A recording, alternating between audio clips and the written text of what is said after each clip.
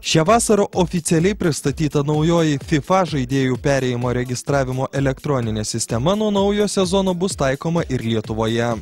Naujoji sistema atlikti žaidėjo perėjimą truks vos 7 minutės. Klubas jau žinos apie tą žaidėją viską, ta prasme ir bus 100% įsitikinęs, kad tas žaidėjas ateina pas jį. Nes kartais būna, klubas užduoda užklausą, bet paskui kažkas pasikeičia ir kažkas nutinka ir klubas iškart duoda vėl siunčia, kad nebeužklausinėkit transferą to vadinimo.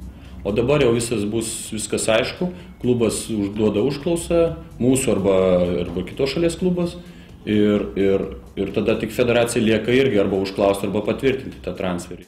Pagal dabartines žaidėjų perėjimo registracijos taisyklės, jei žaidėjas parduodamas į kitos šalies klubą, abiejų šalių futbolo federacijos turi patvirtinti sandorį siųsdamos informaciją faksu. Visa tai taip pat keliauja ir į FIFA būstinę Ciuriche, kur žaidėjo perėjimas į kitą klubą galutinai patvirtinamas. Elektroninė sistema leis išvengti dvigubų kontraktų. Sistema leis efektyviau tai kontroliuoti, tai yra tiek federacijoms, tiek pačiai FIFA, tai yra bus galima, sakykime taip, išvengti įvairių dvigubų kontraktų ir panašių dalykų. Žaidėjų registracija kol kas bus atliekama kaip ir anksčiau, tačiau ir ji po metų turėtų būti atliekama taip pat elektroniniu būdu. Pilnas efektyvumas sistemos galėtų būti pasiektas, jeigu ir visa žaidėjų registracija visose federacijose vyktų taip pat elektroniniu būdu.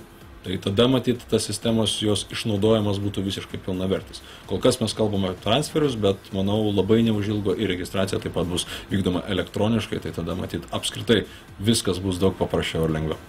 Elektroninė perėjimo sistema Lietuvoje kol kas bus atliekama tik tarptautiniams perėjimams ir tik profesionalams.